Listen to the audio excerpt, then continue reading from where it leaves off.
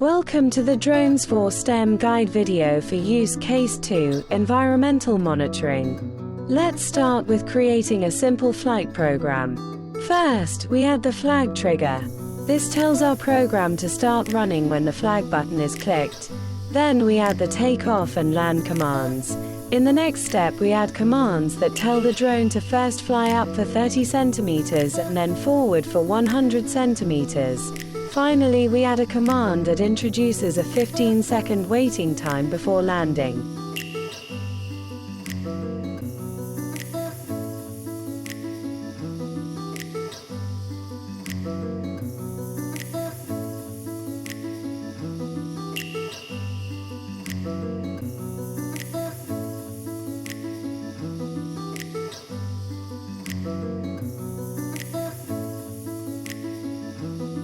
Now it is time to add lists to our program. We start by going into the Variables tab and finding the Make a List button. By clicking on this, we create 3 lists, point 1, point 2, and point 3. Once the lists are created, we can see them on the sprite window on the top right of the screen. For now, they are empty.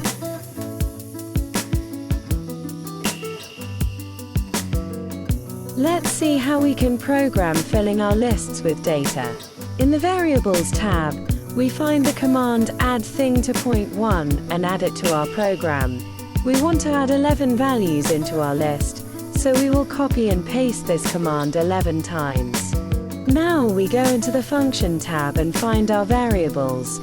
We drag them into the thing placeholder in our add commands. These variables correspond to measurements from the drone's internal sensors. Its TOF height, barometer height, and relative height, the minimum and maximum temperatures of the motherboard, as well as the drone's acceleration and speed across the X, Y, and Z axes.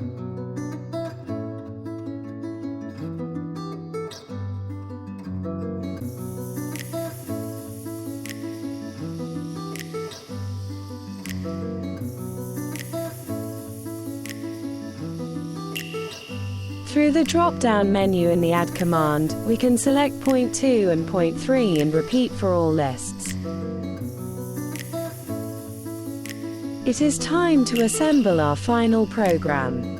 Now that we have set up the data storing for point 2 and point 3 as well, we are ready to put everything together.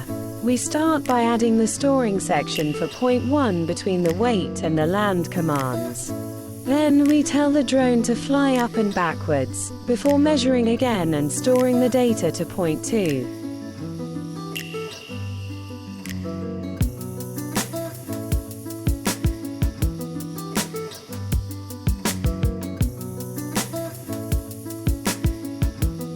Then we tell the drone to fly down and forwards, as well as set its speed to 50 centimeters per second. Finally, it gets a final measurement that is stored into point 3, and that is our complete program.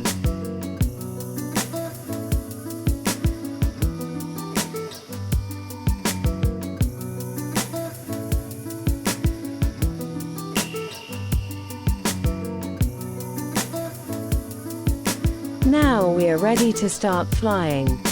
After we click on the green flag and initiate the program, the drone starts flying as per our instructions. It collects measurements from its internal sensors at 3 different points in its flight, and stores the data into our lists.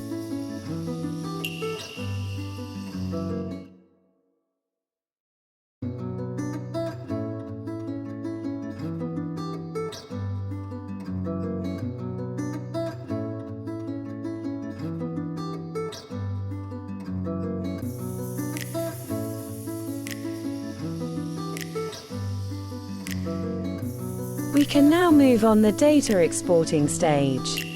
The data that the drone stored during its flight can now be found in point 1, point 2, and point 3. By clicking on each list and selecting Export, we get this data into 3 separate text files.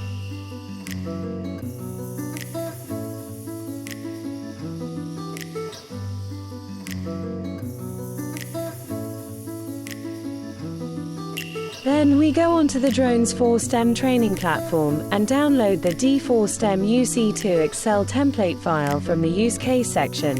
We open the file.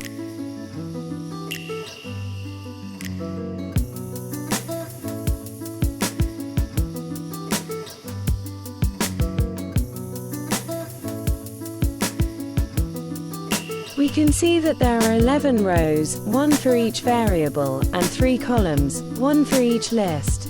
We open each of the text files, and copy-paste the data in the correct column.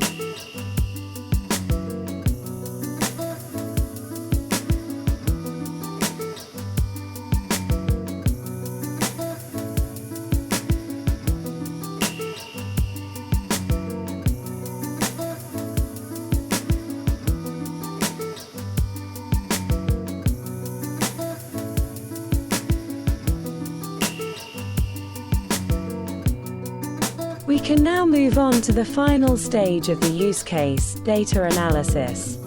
We start by selecting the cells that we want to analyze. Then we click on the Insert tab, and choose a line graph. We select the filter icon, then the Select Data option, and switch the rows with the columns. This allows us to observe how each variable has changed over the 3 different points. For example, we can see that TOF height started out low, then went up during point 2, and back down during point 3. This makes sense since before the point 2 measurement, we asked the drone to fly up.